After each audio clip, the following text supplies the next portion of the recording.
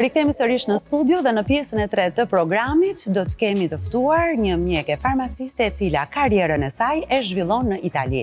Por sot ajo vjen si shkrimtare për librin e saj më të ri, një libër me letra, për të cilin do të mësojmë pas pak. Kam kënaqësinë të mirëpres Laura Oldashi. Përshëndetje, mirë se vjen në Living Day, çfarë elegance. Gjithashtu. Faleminderit. Keni një sharm absolutisht për të komplimentuar. Besoj se gruaja e ka, jo vetëm unë. Patjetër. Sepse e shoh që është. Faleminderit shumë. Megjithatë, jam e bindur se jeni ndër ato zonja që kur kaloni nuk lini askënd indiferent me qëndrimin tuaj, me atitudin tuaj, edhe me duken tuaj gjithashtu. Donë se duhet ta themi se jeta jote nuk ka ardhur shumë e lehtë, Laura. Unë nuk di çfarë ndodh kur unë eci rrugës. Nuk i kam këto perceptime. Dhe e kuptoj më shumë kur komunikoj me njerëzit. Tjetër. Sepse është pikërisht ky momenti i qetësisë. Vëmendjen kur kalon patjetër që edhe në mënyrën se si ju ndërtoni marrëdhëniet më pas. Doja të thoja thjesht jeni një zonjë shumë e bukur. Faleminderit. Ndoshta nuk zgjodha fjalët e duhura për ta bërë këtë gjë. Jo, faleminderit, është ky momenti, do thoshta, është ky dialog ose kjo qetësi që neve shkëmbejmë me njëri tjetrin dhe e kuptojmë të vërtetë që atmosfera jemi, ne jemi atmosfera që krijojmë në bukuri, në qetësi, në elegancë. Se në fund fare në pasurim çfarë jemi brenda. Tani i kthejmë jetës time. Jeta ime, si çdo jetë, unë besoj që të gjitha jetët nuk janë të lehta. Sepse për ndryshe nuk do të ishim këtu. Jemi në një provë që quhet jetë. Kam lindur në Cërik. Mamaja ime ishte internuar aty.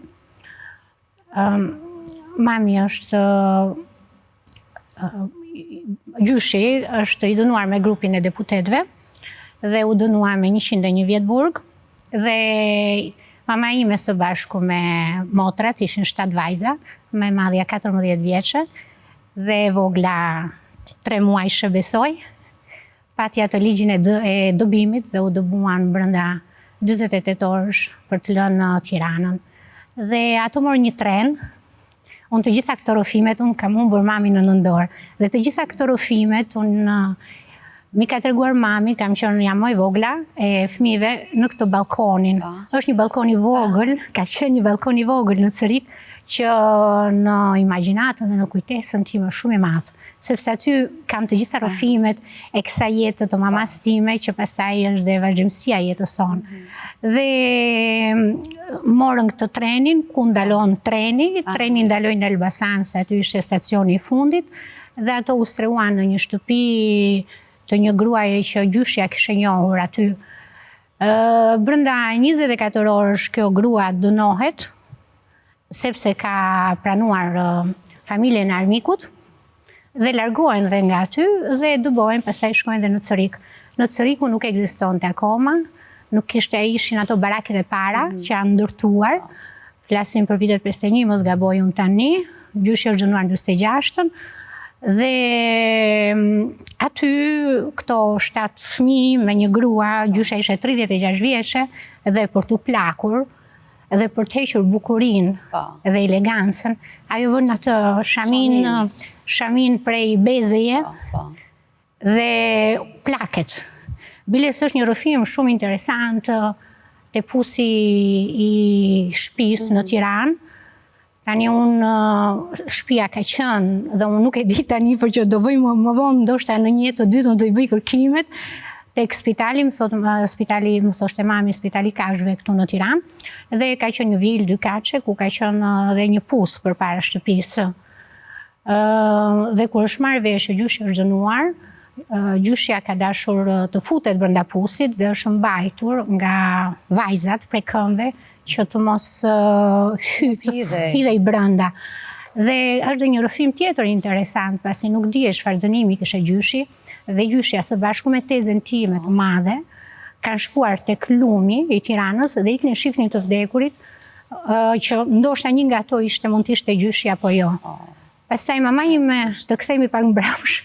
Pastaj mamaja do të flasim sërish për mamën tuaj që ka patur një ndikim patjetër shumë të madh dhe në zgjedhjet që ti ke bërë në jetë. Dhe gruaja ka pasur një ndikim.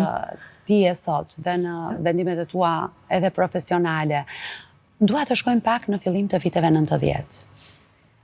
Kur ti shkon në Itali. E viteve 90, mua më gjejnë në Cërik, kam qenë akoma në Cërik, unë kam jetuar dhe grushtin e shtetit luftën civile të 97-ës, kam qenë pikërisht në Cërik kur kanë ardhur ato kamionët dhe u dogjën ushtarët, kam qenë aty akoma. Dhe atëherën e trupit... Duket sikur e ndjen ende. E ndjej, sepse edhe në shkrimet e mia, unë jam perceptim, unë jam e gjitha perceptim, sepse ajo inkonshë ime, memoria ime i ka thithur të gjitha këto gjëra, dhe në një mënyrë një tjetër, se cili nga ne duhet të gjë mënyrën e vetë për të nxjerrë, se për ndryshe plas. Pse shkove ti në Itali? Shkova në Itali sepse unë isha njohur me ish burrin tim. Në një moshë shumë të re. Po, dhe ndoqja dashurinë, si të thuash, në 97, 98 unë kam në Shqipëri, në fillimin e luftës Kosovës.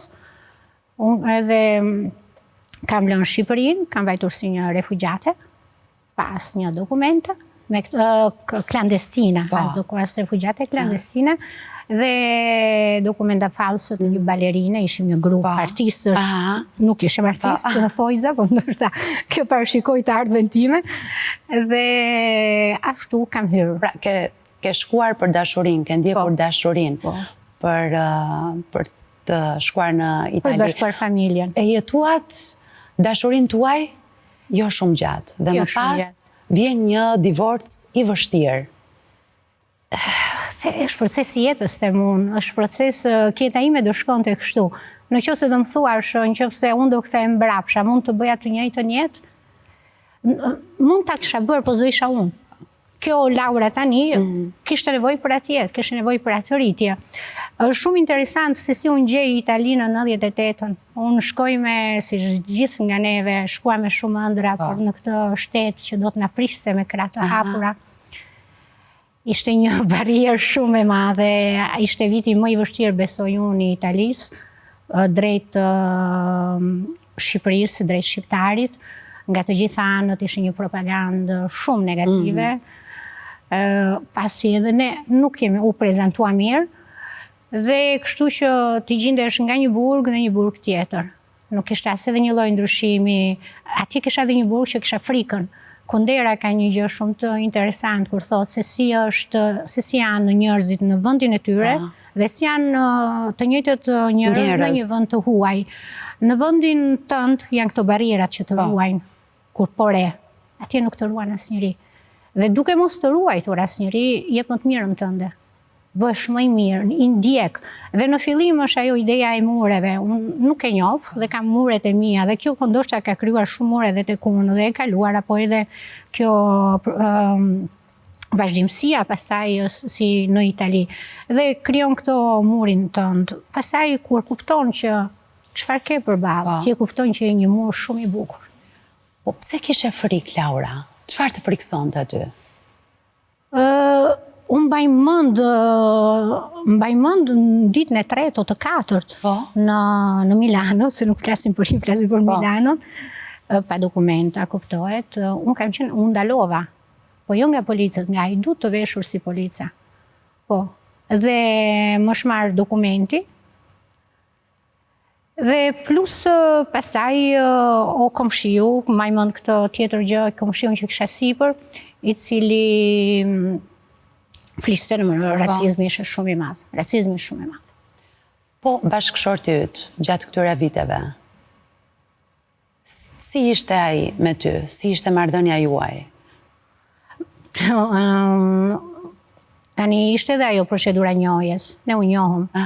Dhe ndoshta gruaja në Shqipëri, unë tani nuk e di si zhvillohet dhe si ka evoluar Shqipëria, por për të njohur, domethënë, personin që të ke zgjedhur në jetë, duhej martesa, nuk ishte një prenjohje përpara, se përndryshe.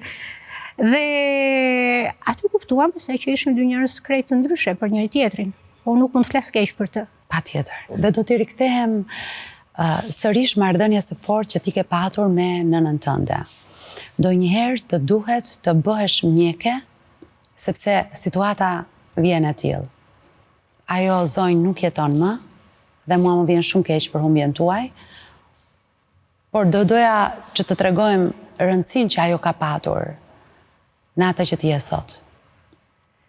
Tani, jo vetëm mami, unë jam rritur me 7 teze, gruaja, të 7 ishin vajza, dhe gruaja, se rëndësishme ka qenë tek unë. Dhe unë jam rritur me atë gruan që në të njëjtin kohë, me gjithë këto që t'i jep shoqëria, me gra të bukura, pastaj tezet e mia kanë qenë shumë të bukura, shumë të bukura. E besoj.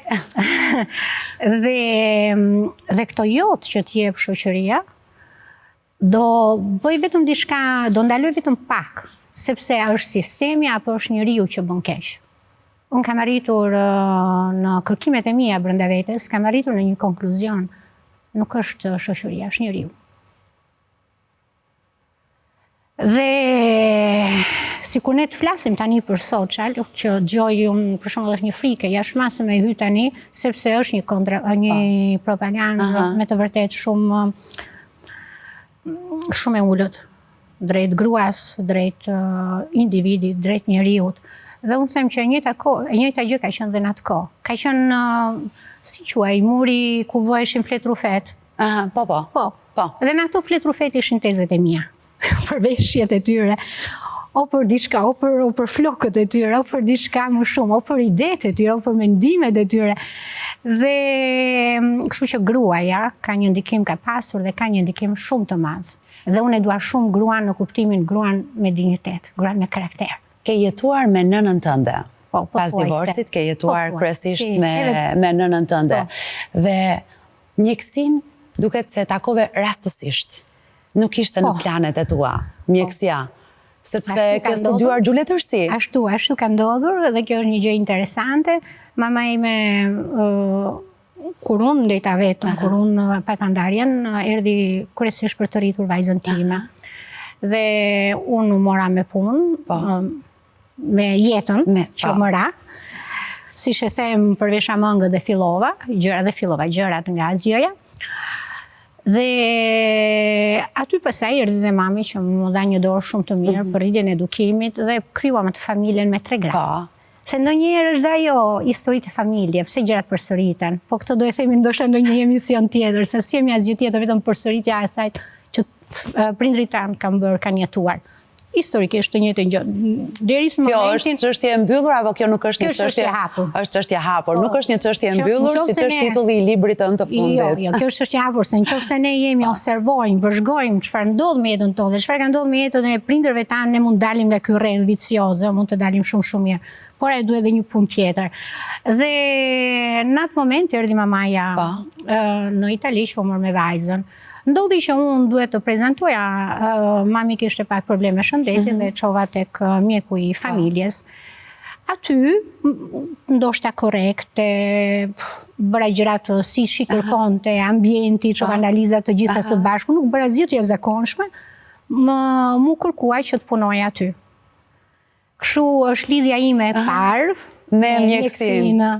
Unë u mora atje 5 vjet, jo vetëm në atë studio mjeku, për edhe në 3 studio mjeku të tjera, kryesisht me përshkrimin e ilaçeve, me përshkrimin e recetave, njofta shumë mirë notat për përshkrimin e ilaçeve të ndryshme, për shembull ka tipologji kur mundet ta përshkruash me recetë të kuqe, unë nuk e di si funksionon këtu, po flas me procedurat atje, si kur nuk është më mutuabile me recetat e bardha, janë disa nota të ndryshme për përshkrimin e smundjeve për patologji të ndryshme.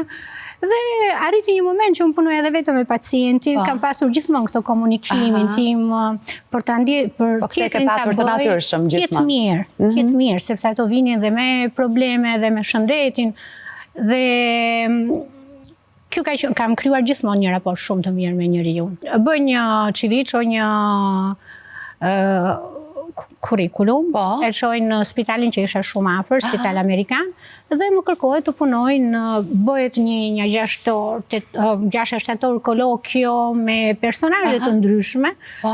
Dhe unë gjithmonë me atë thjeshtësinë time, vi nga Shqipëria, vi nga Shqipëria, jetoj me mamin dhe me vajzën, punoj në një studio, në studiot e mjekut, për mua e rëndësishme që pacienti vjen me një lot dhe del me një buzëqeshje. dhe bëj shumë kolokje, shumë stepa të ndryshme, derisa më në fund, e fundit themi, si thua qershia mbi tort, bëj këtë kolokje me një grua, e rritur në moshë, dhe ne flasim vetëm për librat, për filozofi.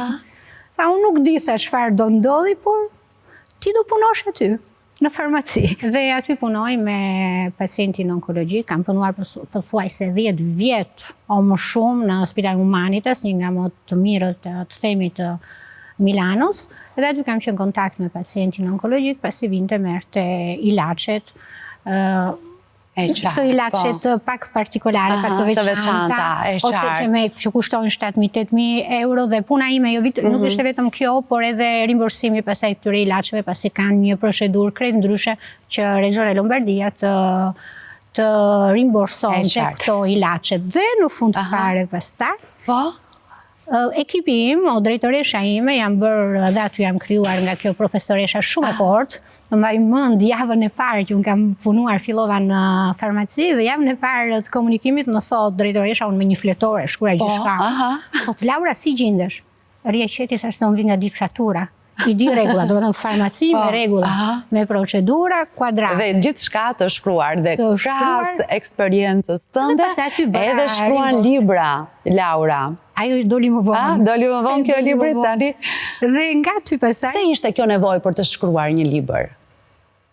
Sepse, unë e them, nuk isha punuar me shpirtin tim, nuk isha marrë me të voglën time, nuk isha marrë me Laurën, me ëndrat e mia. Unë këtë jetë ka, të gjithë ne kemi këtë jetë, po su realizuam, kur do realizohemi? Unë nuk kam një këthim vrapa, aty pasaj, ka pas, do me thënë, shpirti im pati diçka, nuk i mbajti më këto rregullat. Jam bërë me shumë rregulla në fakt. Nuk i mbajti më këto kornizat dhe shpirti im bojkotoi. Dhe ishte si një shërim për ty të shkruarit. Dhe vjen një libër i cili nuk ka një rrëfim të gjatë, por letra. Letra. Është libri i katërt. Për këtë libër. Është libri i katërt. Çështje e mbyllur. Çështje e mbyllur.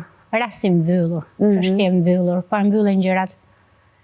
Libri nisë me një thënie të Jungut, që thotë, në qoftë se ne duhet ta imagjinojmë Zotin, pasi ne nuk e dimë që Zoti është apo jo, po në qoftë se duhet ta imagjinojmë, duhet ta imagjinojmë me gjën, me imazhin ton më të mirë. Si më i miri, si ai, a na kushton gjëneve të imagjinojmë bukur? Jo. Okej. Jeta për mua kjo është imagjinata. Mamaja ime iku në nëndorë, tek ajo kthesa, dhe unë nuk e shoh më.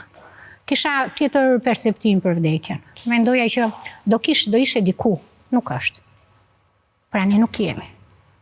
Atëherë këtë jetë, pse mos e imagjinojmë bukur? Pse mos e bëjmë bukur neve? Erdhën letrat, kthehemi. Kur ti drejtohen ato letra? Njeriut i drejtohet njeriut sot. Ku po shkon ky njeriu i sot? Sa jemi në prezent sot, në fillim me veten tonë, dhe pastaj me ambientin. Pse ky njeriu sot ikën? Nuk qëndron. Nuk ka qenë ideja të vinte në formë letrash.